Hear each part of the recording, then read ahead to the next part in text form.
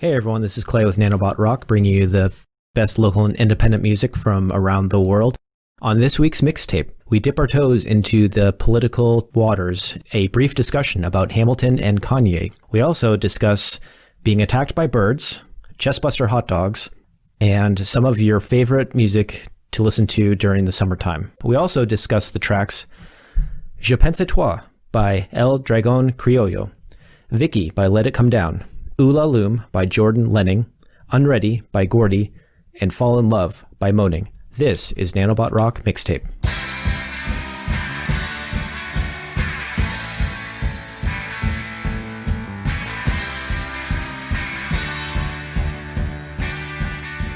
Summertime is upon us like a cheetah on a deer. I don't know. I have no analogy of what summertime would be like upon us, except for our friends in the southern hemisphere. If you're in Houston, it's basically like a warm, wet blanket that just never leaves you. That sounds so appealing. Doesn't it? That should be on Houston's tourism, like billboards. Houston. Like a warm, wet blanket. Warm, wet blanket that won't let go. Embrace yourself in a soaking wet, warm polar bear. Ew. It's like a tauntaun experience for Luke. Do you enjoy potato chips? How would you feel if they were sprayed with water first? Oh, that's... We just bought these chips and all the crunchiness is gone. Great. Soggy potato chips and warm, wet blankets. Come on down to Houston. It's a great old time. I feel like we're in the wrong industry. We should be in the tourism board for Houston. So summertime is upon us. And there is opportunity abound, I guess, for options. And now I can't shake the warm, wet blanket outdoors experience. I'm like, oh, let's go hiking. And oh, it's a warm, wet blanket. Like, yeah. Now you know why I'm gaining weight. Let's go outside. No. I don't go outside. It's not that hot. I'm just lazy at this point. Yeah. Well, quarantine helps as well. Like, yeah, I can't go do that thing I really wanted to do because I'm not allowed to go outside. And shucksy darn. Guess I'll have to sit in and listen to music and watch movies. Dang. That's why streaming services are fantastic right now. I bet they're raking in the bank right now. Yeah, I'm kind of curious what, because I remember when Disney bought the rights to Hamilton, I mean, they spent I want to say $70 million or something just for the rights, and they were going to release it in the theaters in the spring of 2021. And then all of this happened. And so they're like, hey, let's just release it on our $7 a month streaming platform and see how it does. And I'm going to be really curious to see how the numbers were on that one. I mean, I'll be honest, we watched it the day it came out. We watched the first half with our kids, and they really enjoyed it. I refuse to watch the second half with them because they're going to watch me bawl like a child when, spoiler alert, Alexander Hamilton's son dies. What? Ah, now there's no point in watching it. Philip, you'd like it uptown. It's quiet uptown. And there's hip-hop in Hamilton as well, which I feel like we need to... Can we bring that into modern politics? Like, I mean, the British Parliament would be amazing if it was a hip-hop war. I mean, they're already screaming at each other, and that's absolutely awesome. Well, all the cabinet discussions in Hamilton are basically just rap battles, which is really fun to watch on screen.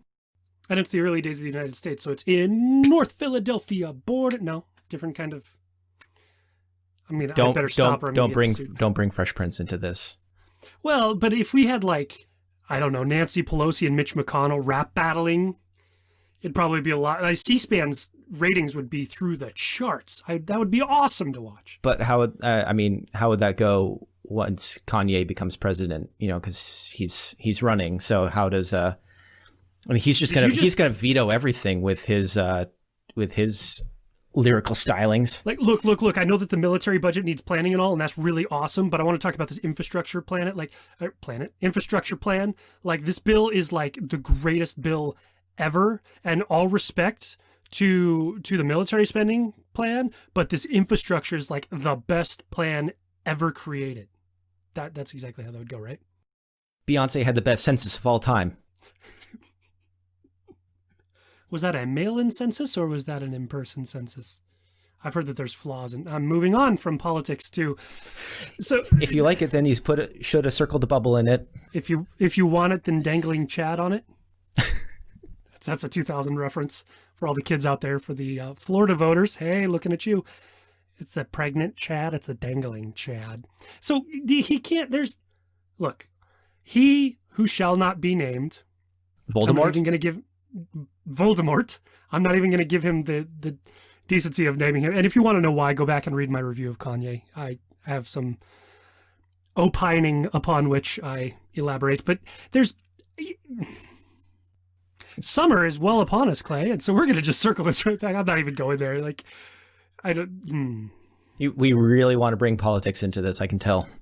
Well, if you want to listen to a politic podcast, go listen to a politic podcast. If you want to, yeah, we're not going to do that. Not gonna do it. That was your Ross Perot, because we're keeping it timely this week. Yes. So, well, we just did 1989. So, and for those of you who don't have the video, Greg just pulled out his ears to do his Ross Perot. No such thing. I don't know what you're talking about, sir. We need to rap battle this. No, I'm not even going to try and rap. Thank you. So summer is well upon us, and there's a lot happening, a lot of streaming services and other what have you nots. I don't have Disney Plus yet, so I don't know. But I did know that this totally has to do with music as well. But Marvel and I love how they're like, Marvel got the rights to Alien Predator. Like, no, Disney just got the rights to Alien and Predator, which disappointed me immensely, because it's either going to go like Rapunzel in space with like dripping acid blood, or it's going to go like 38 movies before we get a crossover to completely reboot Alien versus Predator, and Arnold Schwarzenegger's no longer canon because that was like the Fantastic Four series that we just ignore, and Sony did it, so we don't want anything to do with it. Like, or is that Fox who did Fox did Fantastic Four? I don't know. The nerd in me is coming out. I'm going to refrain from going there. But the streaming services are abound, and maybe you can watch Alien after watching Hamilton with your small children. That'll be great. This, kids, is Ripley. Daddy, why is there a thing popping out of his chest? The great thing about that scene is apparently, like, the rest of the cast didn't know that was going to happen when it happened.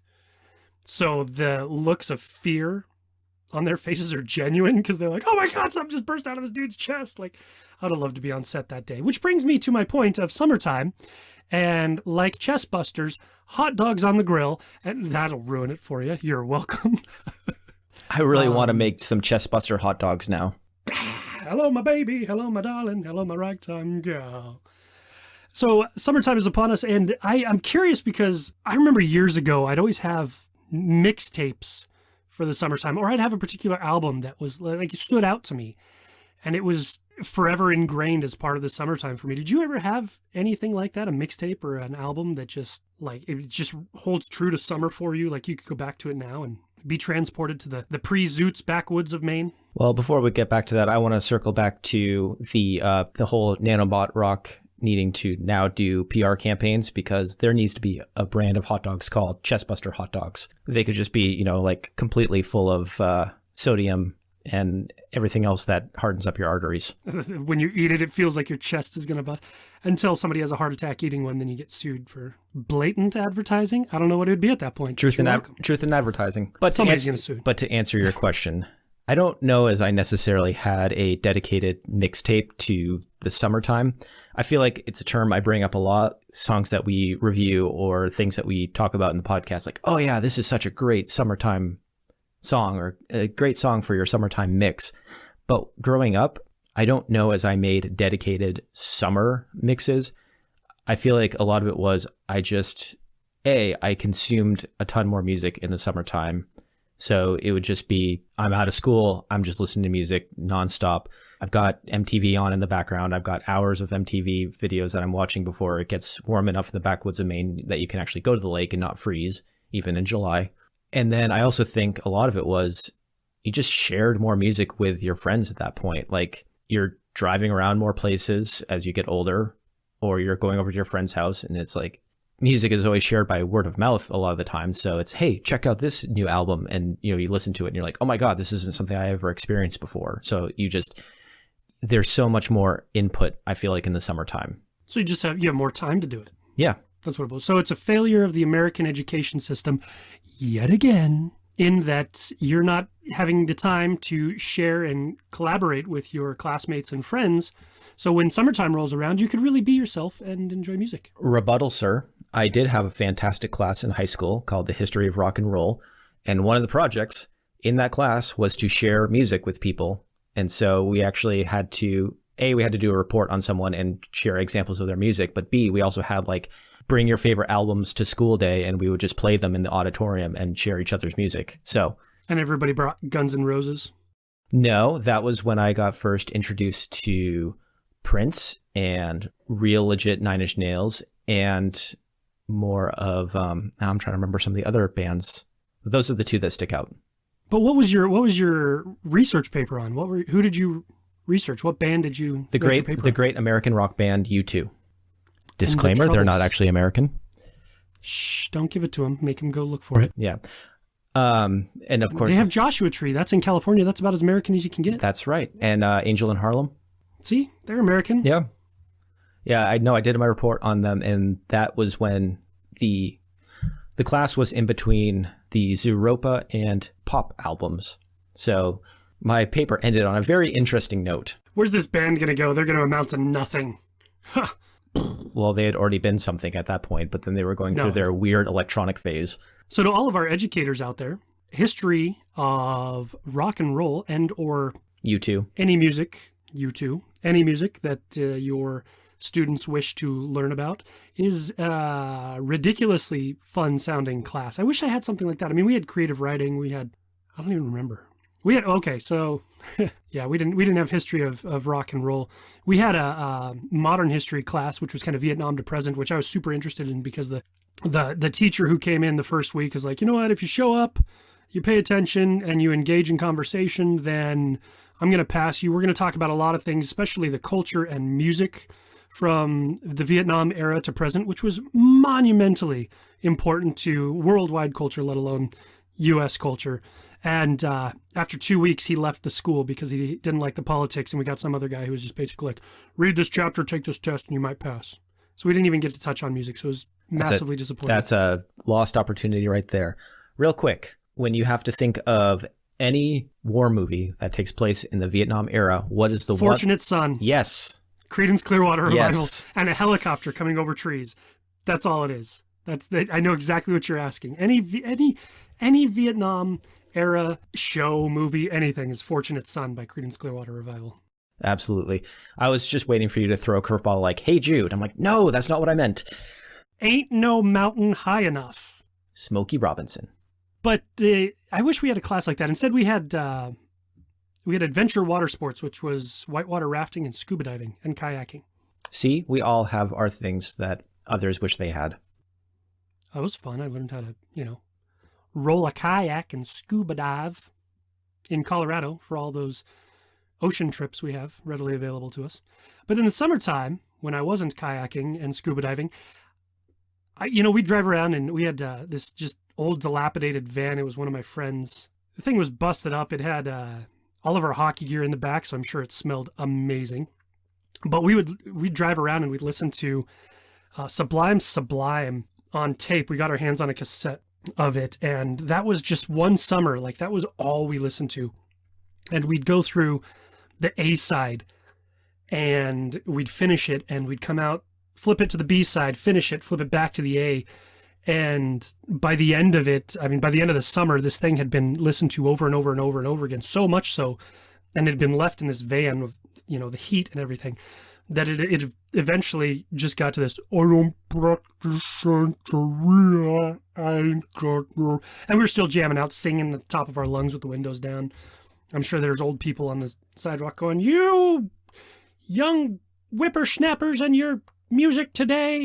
Imagine if those same people were listening to rap battles on the House and Senate floor. See? That's my whole point. I had no point with all this, but I was just wondering, because summertime, and I think about some of those mixtapes, some of those albums that we used to listen to. We used to take Aerosmith, specifically like Pandora's Box, and we'd piece out songs and mix them in with like Queen's Night at the Opera. And then I'm sure Bryan Adams was in there some point because we wanted to have a sentimental moment for all of our girlfriends back in high school or whatever it was, And we had all these mixtapes and everything. And I wondered, because I could still go back, and actually I got a message from one of my friends from high school, Matt. He had messaged me a couple weeks back and he said, "Hey, remember Sublime? And I'm like, oh man, nostalgia." He's like, "Yeah, I hate Sublime thanks to you and that summer. I can't listen to it anymore. It's just, I can't spend any time." You ruined it for each other. We ruined it. I still listen to it. I still like it, but it transports me back, and there's a lot of repressed feelings there that I don't want to encounter again. So it's rare that I listen to it, Like all good Americans, I just shove my feelings way down deep and don't acknowledge them. That's healthy, because then it comes out like a chestbuster hot dog. For your first order of chestbuster hot dogs, call Klondike 5 Nano. That is 555 NANO. I don't know. Or visit us online at Nanobot. We don't have chestbuster hot dogs. I feel like we should, though. Now I want a hot dog. Which, surprisingly, no, it has nothing to do with hot dogs. But the first track on our second part of July's mixtape is very, very, very much summertime. And that's probably why I brought that up, because I can't shake how summery pretty much all of July's mixtape is actually ramping up to feel. I mean, is it on purpose? Is it just part of the releases that we're running into, that they're incidentally part of summertime? Are they not? Are they? I don't know. Are you just feeling the summer as you put the tracks on, and it's just compounding your summer ability? The summerfication of my being trapped indoors, the extent of my outdoorsedness is pretty much like mowing the lawn.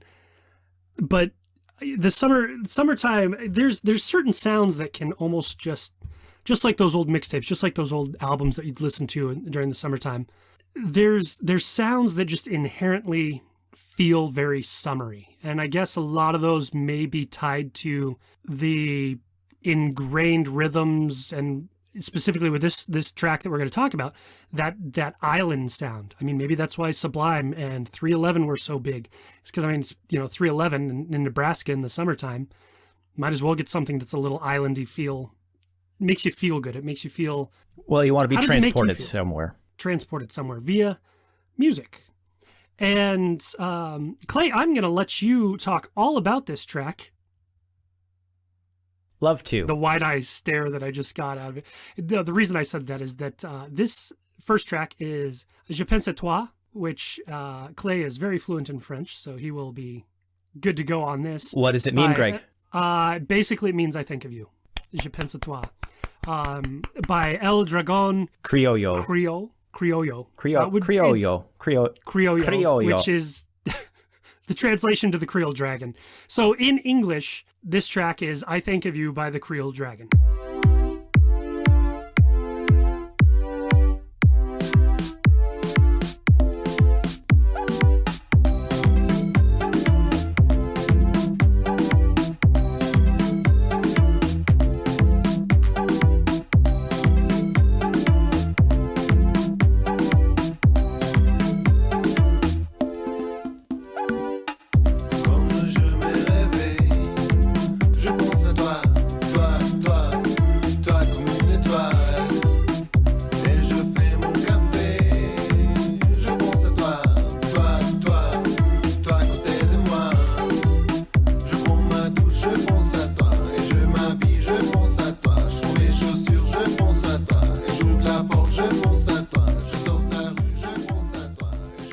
Je Pense à Toi is this, to me, this was, as soon as I hit play on this, I was in.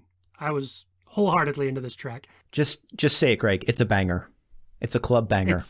It's a club banger. Well, we don't make any qualms about my appreciation of worldly music, French specifically. But this is a fusion of that Afro-Colombian sound, the grooves, but they're laid out on this Caribbean coast style that opens this window into the perfect summer track. And that's what I can't seem to shake, is this is absolutely fitting for the July mixtape, but it's overall like the perfect summer track, because there's no hard edges to this. It's smooth, it's inviting, it transports you. I guess you put it absolutely right when you said that the song would transport you. And this song embodies that. It's the solo project of Paulo Orlante Toro, Banana Sound Cartel, Acid Coco, based in Geneva. And what he did is he took this 60s and kind of 70s Afro-Colombian style, mixed it in and created Je Pense à Toi, which is as fun to sing along with, even if you don't understand it, as it is to just experience and listen to. The other thing that I think it does really well is not only does it take you to this, it doesn't just transport you from Geneva or Omaha or wherever to the Caribbean, but it also creates this, what we were just talking about, like it creates this sense of opening the door to wanting to learn about a new style of music. And we talked about it earlier with your propensity to share more music in the summertime.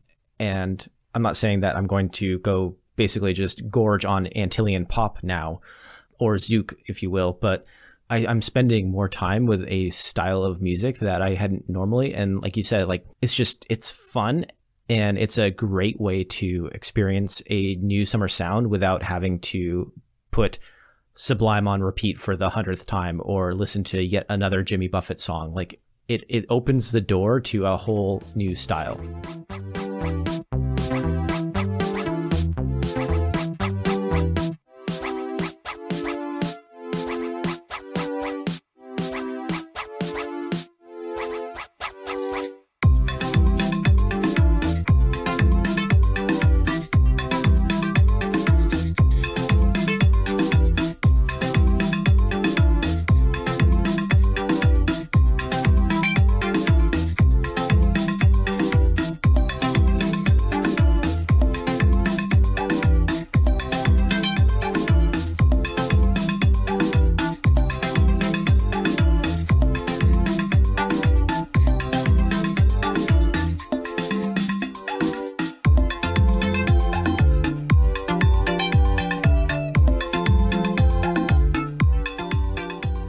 With island music, there's this whoop noise, Clay, that is throughout this track as well. It's this whoop, whoop.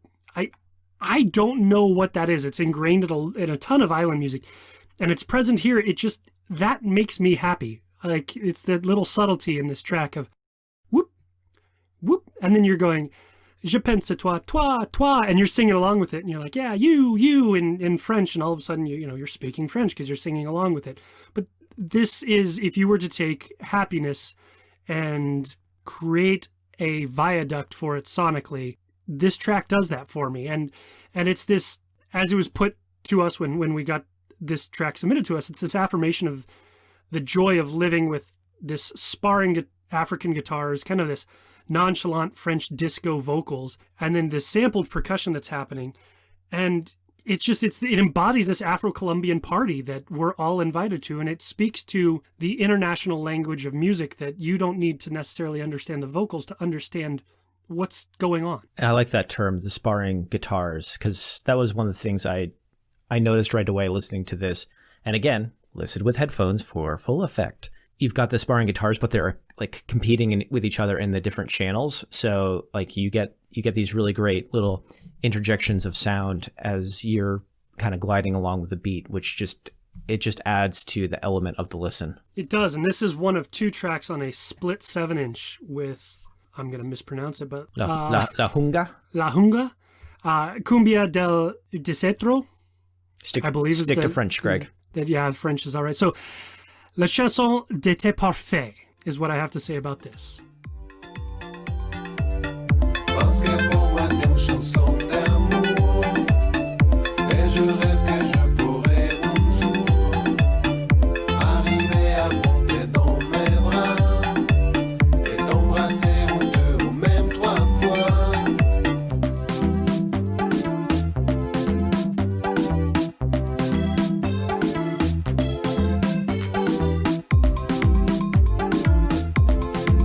Je pense à toi, toi, toi.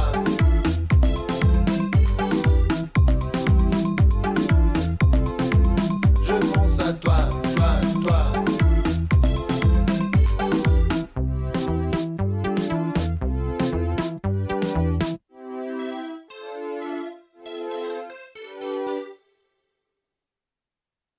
Hey, Greg, do you want to take the A train to Bummerville? No! My baby takes the morning train. I don't know. We, like any good mixtape, we transition, if you will. So we leave the spirited island party, Caribbean coast kind of Well, every vibes. party has a hangover, Greg. I wouldn't call this a hangover. The next track we're going to talk about is Let It Come Down's Vicky. The LP Songs We Sang in Our Dreams came out June 12th via Shimmy Disc Joyful Noise. It's such an aptly titled record, Songs We Sang in Our Dreams, because when you listen to Vicky, it has these immense dreamlike qualities to it, almost, and it seems counterintuitive maybe. However, I find this track is best experienced turned all the way up.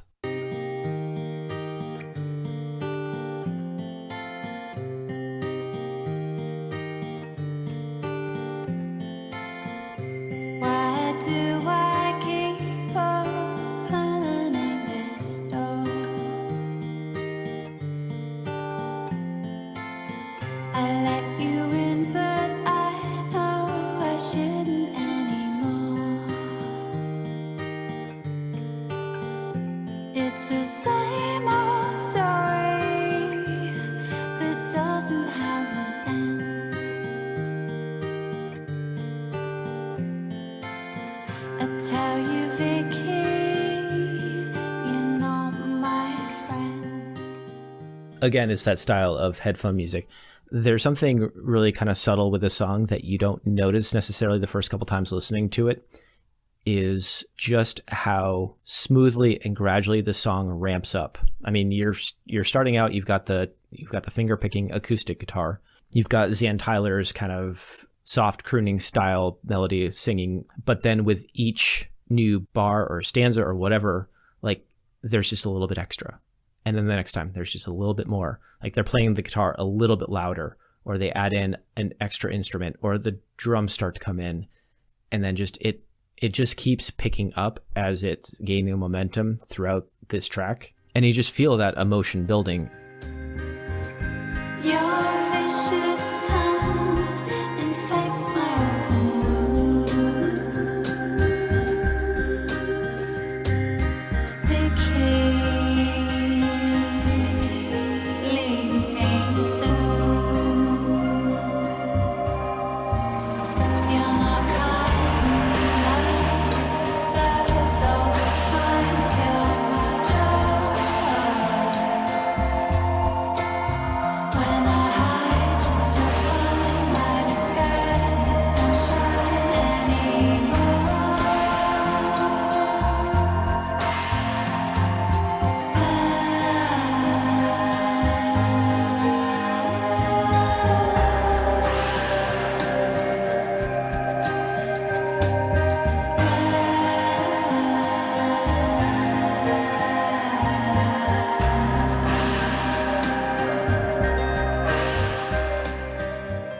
Again, I go back to, this is not a very happy track, and maybe a lot of that just has to do with the subject matter. Like, it's just talking about this kind of toxic relationship, and it's got all of the right poetry, just kind of how this person is, just whether it's a friend or anything else, this person is taking over your life. And there's some of Tyler's lyrics, like, your whispers drown out the deepest crowds, and your vicious tongue infects my open wounds. Like, it's a lot of great poetry. It absolutely is. And it should be noted that this is not just some step out of the shadows kind of project for somebody. Songs We Sang in Our Dreams is part of the Joyful Noise Recording 2020 Artists in Residence, featuring Kramer, who also had a hand in the latest record by Needle we just reviewed over on nanobotrock.com. Check them out. But this is technically the debut album from Let It Come Down. But this is a project that has been stirring in Kramer's mind for over 2 decades. So this isn't just some sat in a dark room and drafted this up overnight and put it all together. Then Kramer reached out to Zan Tyler of Mad Professor, Mission Control, Glasshouse, all of that, and composed this beautifully shadowed track. I mean, the haunting delivery of this rides this almost drifting hypnosis that draws you in, and it consumes you audibly in a way that should come with some sort of warning, because as you're listening to this, especially if you're listening to this on headphones or turned up, you start to drift off. You follow that build, as you had pointed out, And it does. It builds up. It builds up lyrically with word choice. It builds up sonically with the instrumental. But then in the end, it just thrusts you back into reality. Like as soon as it's over, it's almost like coming down out of hypnosis and just now awaken. And you're like, oh, I don't like working in my job anymore. I got a meeting with the Bobs. Like all of a sudden you're hypnotized and things are a little bit different. But this is just so consuming, and it's like staring into this beautiful abyss that's, sorry for the clichéness of it, but it's staring back into you at the same time. And it just makes this, yeah, it's an abrupt change from the first track we listened to, but it makes this song that is so beautifully put together. And I mean, you expect nothing less from Kramer, I suppose. One time I was walking the dog in the morning, and I usually listen to the music at that time. Mm-hmm. And I got attacked by a bird listening to this song. Sorry. I'm not just the dichotomy. But it's just like we were talking about, like you're in this complete meditative stance, and you're just like, you're so focused on the music, and all of a sudden I feel this scratch on my arm. I'm like, what was that? And this bird flew by and then dive bombed at my head like 5 or 6 more times. And I'm sitting there like flailing like a madman at this tiny bird, like trying to get away from it while this song is going on. I'm like, wow, way to really take me out of this music, bird. It's like when they play these really slow operatic pieces in a movie, but these cars are exploding and like everything's blowing up. Why is nature attacking me? Ave Maria. Like this dichotomy of. But meditation broken that day. Wow. So go check out Vicky by Let It Come Down. Their new album, Songs We Sang in Our Dreams, is out now. Twisted companion, I excused it all.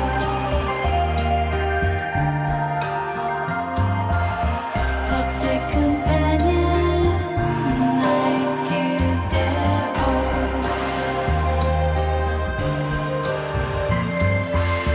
I tell you, Vicky, I excused it all.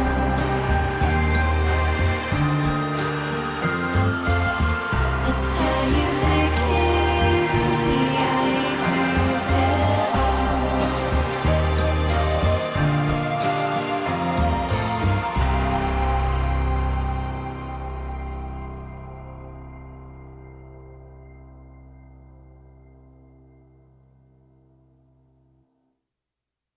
From bird attacks to Nashville composer, producer, artist, Jordan Lehning, who recently announced the August 7th release of his cinematic album, Little Idols.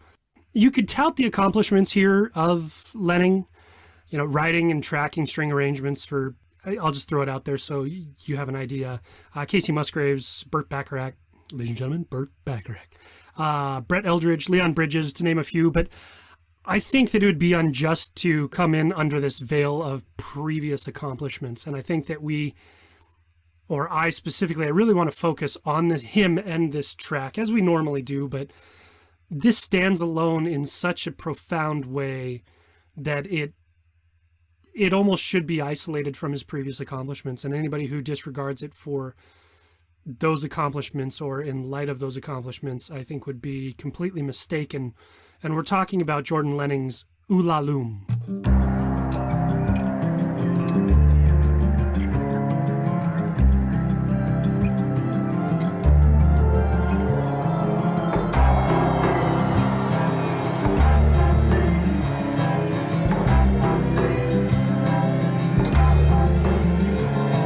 Sing along a secret song for the faint, and the world be gone. Shut your eyes and show your bruise. Sing it gently, Oolaloom.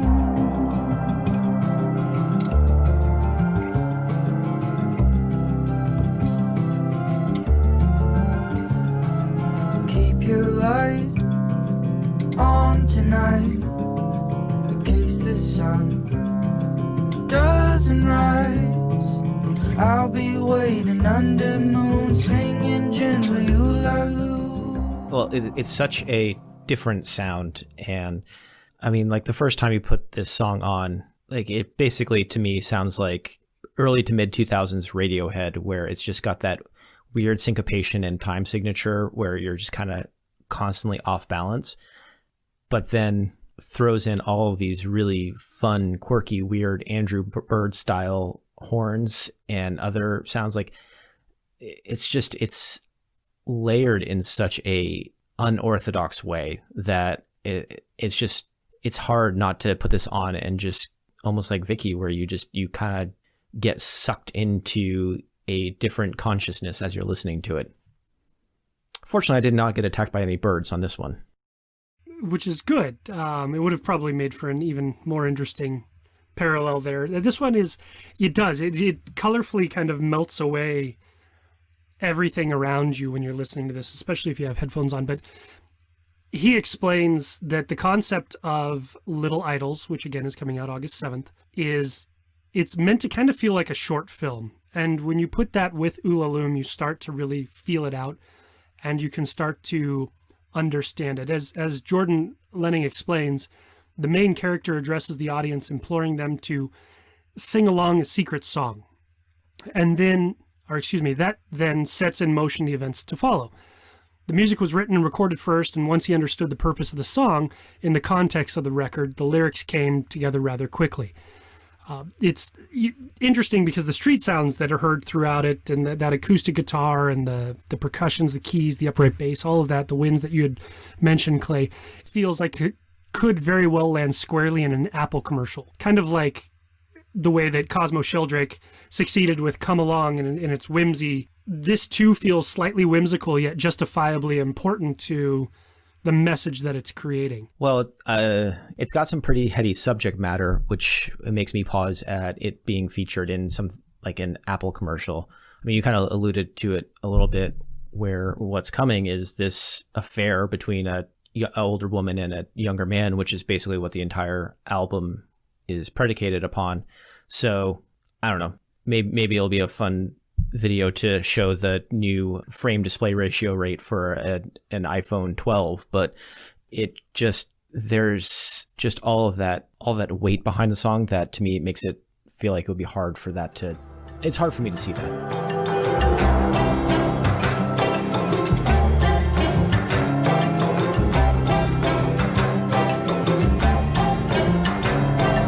Fare thee well, still I could tell the ringing you heard weren't wedding bells. You hear them sing a secret tune, 1, 2, baby, Oolaloom.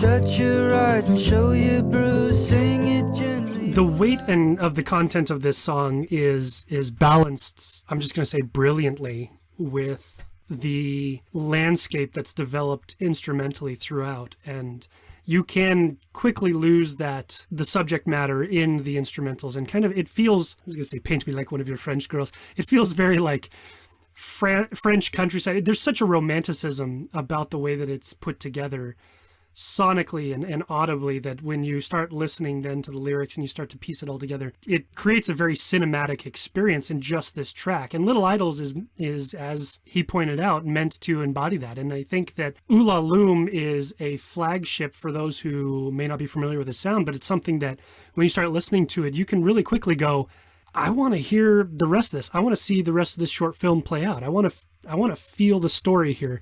And it feels like it is a piece to something much greater that has me just chomping at the bit to get my hands on Little Idols, which will be out August 7th. Absolutely.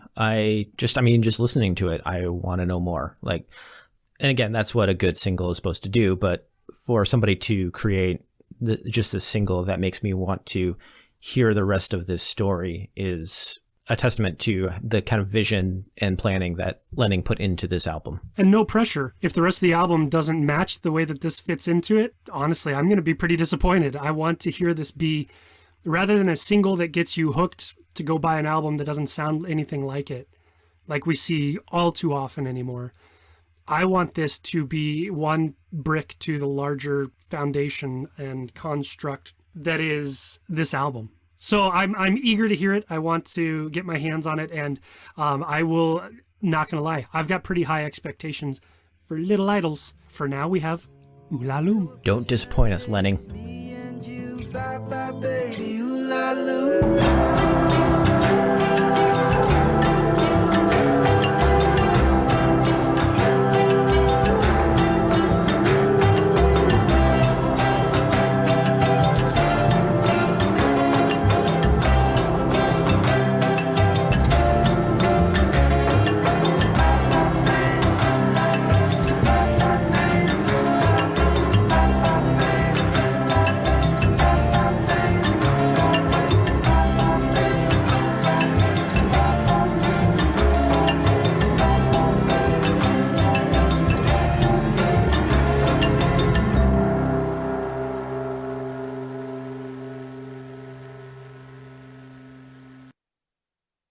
With our last album, we talked a lot about active planning and things that set things into motion. With Unready by Gordi, it's almost kind of an opposite direction.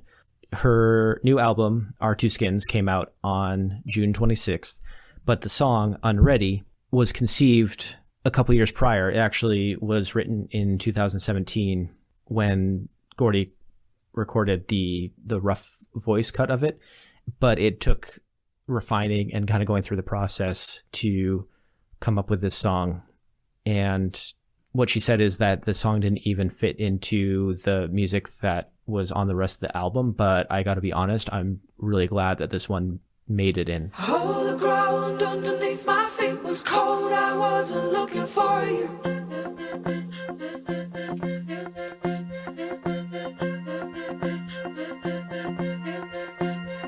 You was up ahead, an island like a silo in the emptiness, a quiet majesty in all its nothingness, sipping on the sweet to taste the bitterness. Had it flown too fast, the ringing in my ears to say that nothing lasts. The world is sick and tired. We talked about how in Vicky that, you know, the meditative state that you get into, or whatever you want to call it, but with that slow build that song took. And for me, listening to this song, I felt like this works out really well as a pop song, because instead of that gentle ramp, there's just these stair steps. And again, it's every time that there's this new verse, there's just another thing on top of it, whether it's the synth or the drums or whatever. But to me, the stacks are a lot more noticeable. Well, here we are coming off of a track that I just said is, you shouldn't have a single that doesn't speak to the rest of the album, or I say it's a cinematic experience, and I had these really high expectations. But with Gordi... Well, that's a concept album, though, to me. Like, you have expectations and you expect things to tie in when you've got a concept like that. Well, right. It's largely a concept album. That's definitely an important factor to take into consideration. But with Our Two Skins, specifically with Unready, this is a track that doesn't fit, at least with pace and the style of it, doesn't fit the rest of Our Two Skins. This track feels, in a sense, cinematic to me as well, because I could just close my eyes and I can envision this moment of clarity between this where this main character finds the courage to go get whatever it is, the love that they're interested in, or that major moment they're seeking, and they burst through the front door and they make this run for success. And this song just, they're sitting there for a moment, they're reflecting, you could see in their eyes that they're considering something, and Unready starts picking up, and then that first stare comes and they realize something, and the second stare, as you pointed out, comes, and then all of a sudden they just burst through the front door, and with this energy and this arcing beauty that just spews out of Unready, just ties to this moment where you're cheering this person on to go get whatever it is you want to get. You get those chest buster hot dogs if you really need them, and whatever it may be. It carries a sense of optimism that the rest of Our Two Skins doesn't necessarily embody. But the way that this is beautifully arranged, it carries that throughout the album. I think that I am going to admit that when I first started really diving into Unready and Our Two Skins by Gordi, I very, very quickly became a big fan of the Australian musician. It took me further than I thought I'd go. I was missing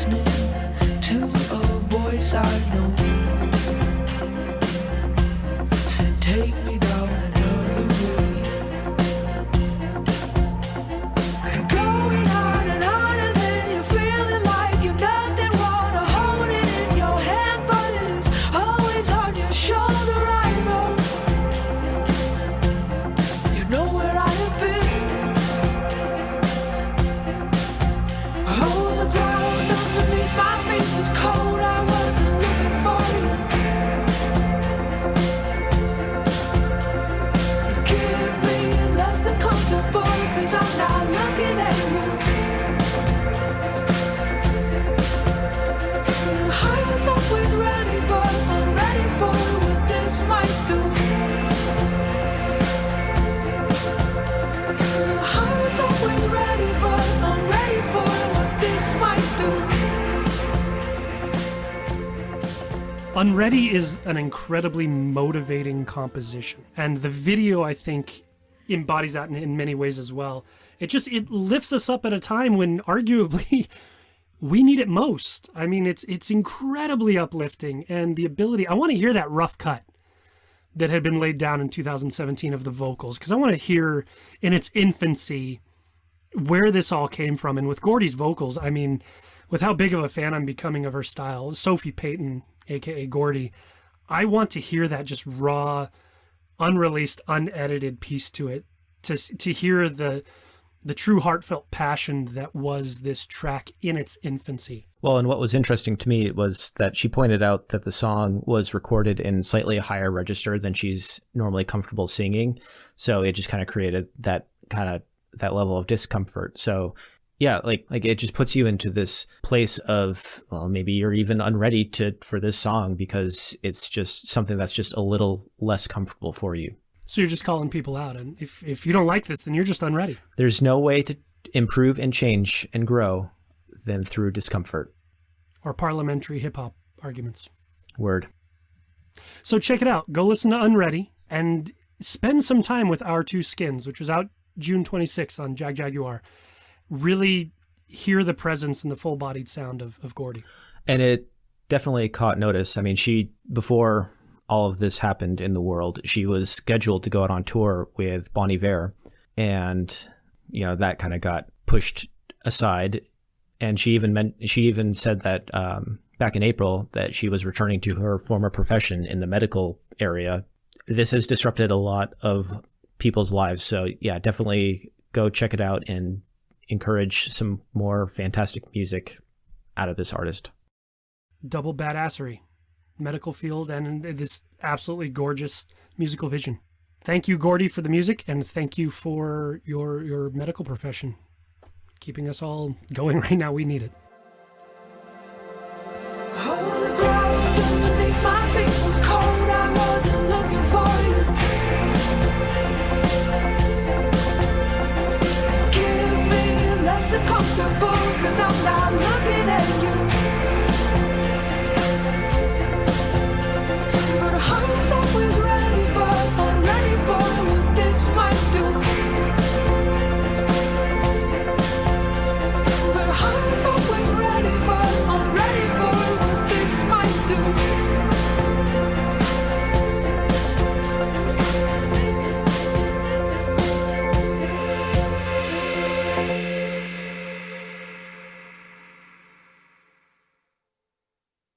Well, this week, Greg, what have we talked about? We've talked about a song that says, I think of you. I've talked about a song about toxic relationships. We've got a song about an affair. Got a song about being unready, whatever that means. So let's close it up with a Los Angeles trio taking on the subject of love and how they feel like love ruins people. And we're talking about the song Fall in Love by the LA trio Moaning. It's off their sophomore album, Uneasy Laughter, which is out now. But the song in particular, Falling in Love, is, as it was constructed, is a song about the difficulty of falling in love and the revealing of your true self to someone that you love. And I mean, it's very simply stated in the lyrics. I mean, he says right in the beginning, if we fall in love, I'll lose you. If I've learned anything from before, I'll lose you. And if you get to know me, you won't want me anymore, which to me feels like it is a very young person who is afraid, and maybe even older people who are very afraid of having that vulnerability. But the lead singer, Sean Solomon, talks about like growing up and seeing the divorce rate and the failure of love in our generation or in, older generations, that it creates this sense of, is it worth falling in love? And then they decide, why don't we just put that on top of a pseudo-industrial dance beat?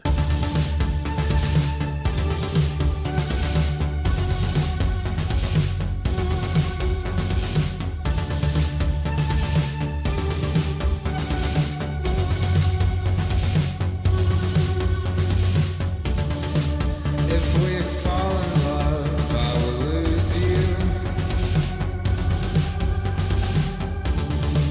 If I've learned anything from before, if we fall in love, I will lose you. When you get to know me, you won't want me anymore. It's really interesting to me because when this was originally brought to the table, this quote stood out to me, and you just kind of summarize it very poignantly. But what happens when an abrasive rock trio trades guitars for synths, cranks up the beats, and leans into the everyday anxieties of simply being a functioning human in the 21st century?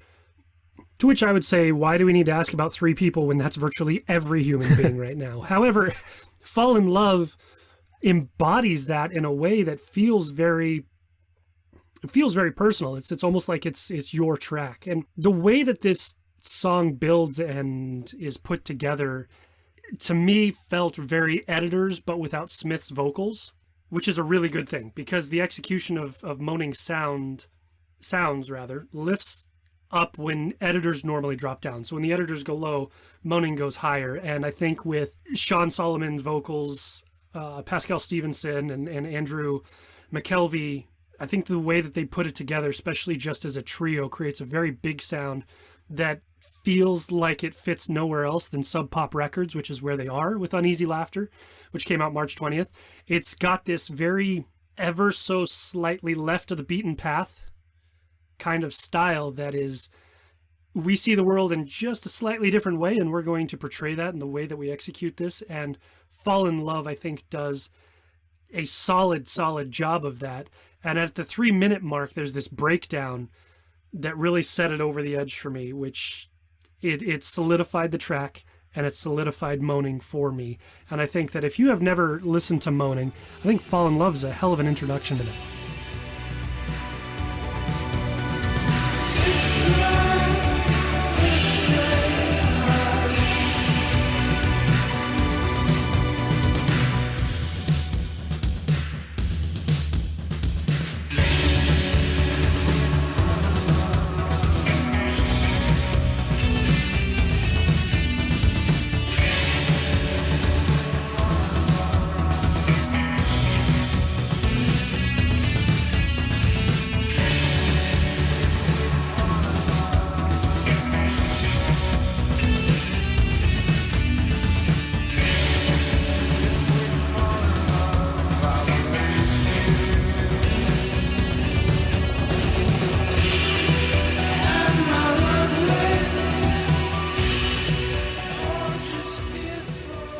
I feel like the band did a great job of summing up basically all the elements of the song when they say it's a bummer of a song lyrically, but it's pretty fun to dance to. So cry on the dance floor while moving your hips, and I'm in a glass cage of emotion right now, but I can't stop dancing, right? Yeah, no, you're right. That's exactly what it is. Ron Burgundy on the dance floor. No, but I think that's like the Drinking milk. third time that quote has come up on this podcast. Because Ron Burgundy It's one of your is favorite amazing. touchstones. Baxter, if that's you, bark. So Ron Burgundy on the dance floor is Fall in Love, is what Clay has just told us. Sure. There is a level of musicianship that is achieved with Fall in Love that goes beyond just a trio from LA. It is both seasoned mentally but also professionally style that is put together in a way that is deceiving in just the way that you had explained it. It's deceiving in that it's great for the dance floor, but it is a bummer of a song. So this is a twofold track in that you can go in and experience it in two separate ways, depending on the emotion or depending on the focus that you set out in this. So if you listen to it once, switch your mindset and go back into it and listen to it again, and you'll find two reasons to really appreciate this track. Yeah, this is a great track to revisit at times when you're just feel like you're in a different mental state. So go check out the song Fall in Love off Moaning's new album, Uneasy Laughter, out now.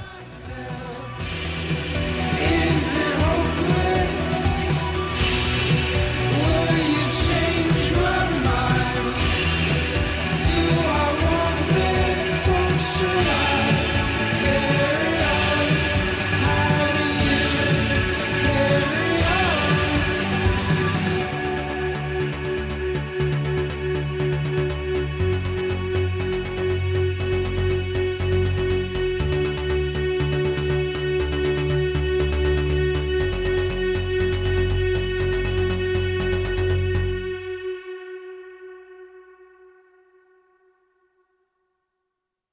Thank you all for spending time with us this week and listening and your continued support. This is something that is a work of passion from music fans for music fans. So continue, please, sharing the music that you are interested in, that you've discovered, that you love, or that you think needs to be featured in the Nanobot Rock mixtape. Since starting this, back in March? Back in March. Since starting this back in March, this is the first season of the mixtape, we have had an absolute explosion in submissions to us, which is where we find all of these great tracks. And while we'd love to share absolutely every one with you, we can't. We're doing 5 tracks at a time. It would just get way too long and too many. But we continue to try and share as many as we can with you, and sharing in the joy and the love of music. So please keep it coming. Please keep telling your friends about it. It's purely word of mouth, so we appreciate it all. As always, you can find us on Twitter, Facebook, Instagram, YouTube, several other channels. We're all at Nanobot Rock. And like Greg said, this is all word of mouth and sharing. So show your support for what we're doing. Leave us a review in the comment section of the iTunes podcast store. Wherever you're getting this podcast, it does nothing but help get the word out to help people discover more music. And like Greg said, just continue to share. We love getting new music and discovering what's out there in the world. So please share and share alike. Keep supporting and listening to local and independent music. And until next time, this is Nanobot Rock Mixtape. Thanks, everyone.